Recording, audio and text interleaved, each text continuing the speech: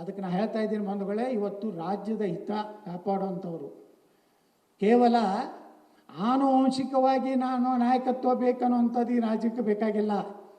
ಈ ರಾಜ್ಯದಲ್ಲಿ ಯಾರೇ ದೇಶದ್ರೋಹಿ ಕೆಲಸ ಮಾಡಿದ್ರೆ, ಯಾರೇ ಗಣಪತಿ ಮೇಲೆ ಕಲ್ಲು ಒಗೆದ್ರೆ ಅವ್ರ ಮನೆಗೆ JCB ಹಚ್ಚುವಂಥ ನಾಯಕತ್ವ ಈ ರಾಜ್ಯಕ್ಕೆ ಬೇಕಾಗಿದೆ. ಮದ್ದೂರಿನಲ್ಲಿರುವಂಥ ಮಸೂದೆನೇ ಅಕ್ರಮ. ನಾ ಏನಾದರೂ ಮುಖ್ಯಮಂತ್ರಿ ಇದ್ದಾಗ ಮದ್ದೂರು ಘಟನೆ ಆಗಿದ್ದರೆ ಆ ಮಸೂದೆನೇ ಸಾಫ್ ಮಾಡ್ತಿದ್ದೆ. ಒಬ್ಬರೇ ಪೊಲೀಸರ ಮೇಲೆ ಕೈ ಹಾಕಿದರೆ ಸೀದಾ ಜನ್ನತ್ ಕೊಟ್ಟು ಕಳಿಸ್ತಿದ್ದೆ. ಈ ಕಠಿಣ ಕ್ರಮದ ನಾಟಕ ಮಾಡ್ಕೋತ ನಾವು ಕುಂಡಿರ್ತೀವಿ. ಅಧಿಕಾರಿ ಎಟ್ಟೇ ದಿವಸರಲ್ಲಾಕ.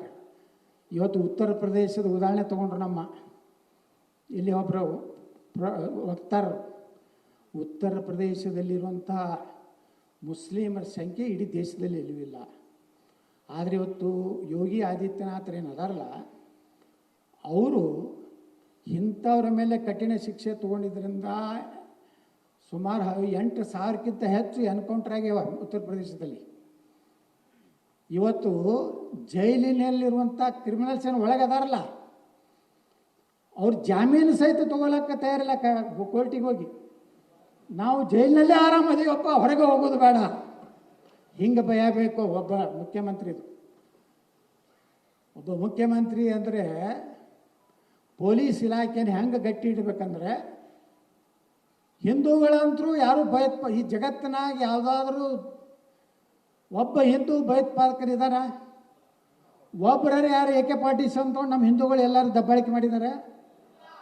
ಯಾರು ನಾವು ಕೊಲೆ ಮಾಡ್ತೀವೋ, ಇದು ಮಾಡಿ ಕಗ್ಗೊಲೆ ಮಾಡುವಂಥದ್ದು, ದೇವಸ್ಥಾನಗಳ ನೀರಿನಲ್ಲಿ ಪ್ರಸಾದದಲ್ಲಿ ವಿಷ ಹಾಕುವಂಥದ್ದು, ಇಂಥ ಕೆಟ್ಟ ವಿಚಾರ ಯಾವುದಾದ್ರೂ ಹಿಂದೂ ಒಂದು ಮಸೂದಿಯ ಮೇಲೆ ಮಾಡುವಂಥದ್ದು ಯಾರಾದರೂ ಮಾಡಿದ್ದಾರೆ? ಯಾವುದಾದ್ರೂ ಉರ್ಸ್ ಬರಲಿ, ರಂಜಾನ್ ಬರಲಿ, ಅವರ ಕಾರ್ಯಕ್ರಮದಲ್ಲಿ ಕಲ್ಲು ಒಗೆಯುವಂಥ ಕೆಲಸ ನಾವು ಮಾಡಿದ್ದೀವಿ. ಹಾಗಾದ್ರೆ ಈ ಮಕ್ಕಳಿಗೆ ಭಾಳ ತಿಂಡಿ ಭಾಳ ಹೆಚ್ಚಾಗೈತಿ ಇವರಿಗೆ.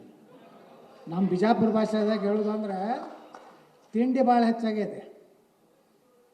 ಅದಕ್ಕೆ ಇವ್ರಿಗೆ ಹೆಂಗೆ ಇಡಬೇಕು, ಇಸ್ರೇಲ್ದಂಗೆ ಮಾದರಿ ಬೇಕು ಇವ್ರಿಗೆ. ಇಸ್ರೇಲ್ದಾಗ ಹೆಂಗೆ ಹೊಡಿತಾ ಇದ್ದಾರಲ್ಲ, ಇಸ್ರೇಲ್ ನೋಡ್ರಿ ಹೃದಯ ಭೂಪಟದಾಗ ನೋಡ್ರಿ ಒಂದು ಮೆಣಸಿನಕಾಯಿ ಹಂಗೆ ಐತಿ. ಅಮೇರಿಕಾಕ್ಕೂ ಅಧ್ಯಕ್ಷರು ಸಹಿತ ಅನ್ಸೋದಿಲ್ಲ ಅವರು. ಅಮೇರಿಕಾಕ್ಕೆ ಅಲ್ಲಿ ಮಾತಾಡ್ತಾರೆ, ಇಲ್ಲಿ ಬಾಂಬ್ ಹಾಕ್ತಿರ್ತಾರೆ, ಅಲ್ಲಿ ಮಾತಾಡ್ತಾರೆ, ಇಲ್ಲಿ ಬಾಂಬ್ ಹೋಗಿತಿರ್ತಾರೆ.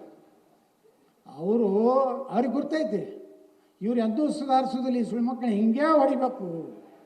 ಇವ್ರು ಬಾಂಬ್ ಹಾಕಿದ್ರೆ, ಈಗ ಬಾಂಬ್ ತಯಾರು ಮಾಡೋದವ್ರನ್ನ ನೀವು ಜೈಲಿನಾಗ ಹಾಕಿದ್ರೆ ಮತ್ತೆ ಬಿರಿಯಾನಿ ಕೊಡ್ತೀರಿ.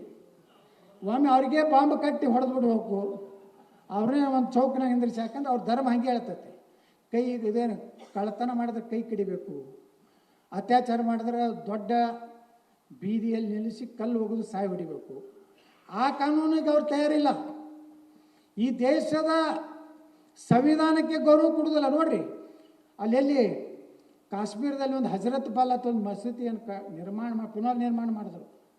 ಅಲ್ಲಿ ಸರ್ಕಾರ ಯಾವ ಡಾಕ್ಟರ್ ಬಾಬಾ ಸಾಹೇಬ್ ಅಂಬೇಡ್ಕರ್ ಅವರು ಸಂವಿಧಾನದಲ್ಲಿ ನಮ್ಮ ರಾಷ್ಟ್ರಧ್ವಜದಲ್ಲಿ ಅಶೋಕ್ ಚಕ್ರ ಇಟ್ಟಿದ್ರಲ್ಲ, ಆ ಅಶೋಕ್ ಚಕ್ರವನ್ನು ಕೆತ್ತನೆ ಮಾಡಿದ್ರು.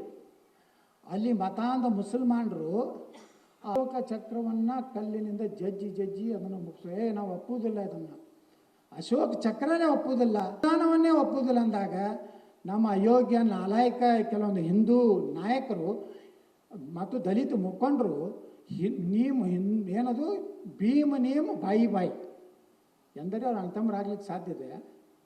ಎಲ್ಲಿವರೆಗೆ ಬಹುಸಂಖ್ಯಾತ ಹಿಂದೂಗಳು ಭಾರತದಲ್ಲಿ ಇರ್ತಾರ, ಅಲ್ಲಿವರೆಗೆ ಭಾರತದ ಬಾಬಾ ಸಾಹೇಬ್ ಅಂಬೇಡ್ಕರ್ ಸಂವಿಧಾನ ಇರ್ತದೆ. ಇದು ದಲಿತರು ತಿಳ್ಕೋಬೇಕು.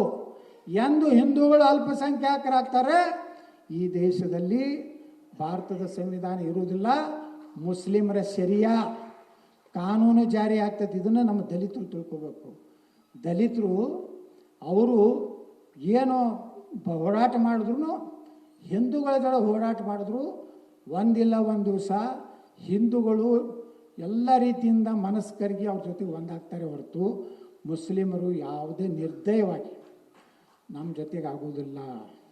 ಆರ್ಟಿಕಲ್ 370 ಇತ್ತು ಕಾಶ್ಮೀರದಾಗ, ಮೀಸಲಾತಿ ಇರಲಿಲ್ಲ, ಸರ್ಕಾರಿ ನೌಕರರಲ್ಲಿ ಮೀಸಲಾತಿ ಇರಲಿಲ್ಲ, ಗ್ರಾಮ ಪಂಚಾಯತಿಯಿಂದ ಲೋಕಸಭೆಯವರಿಗೆ ಮೀಸಲಾತಿ ಇರಲಿಲ್ಲ, ಒಬ್ಬ ದಲಿತನಿಗೂ ನೌಕರಿ ಸಿಗ್ತಿರಲಿಲ್ಲ ಕಾಶ್ಮೀರದಲ್ಲಿ.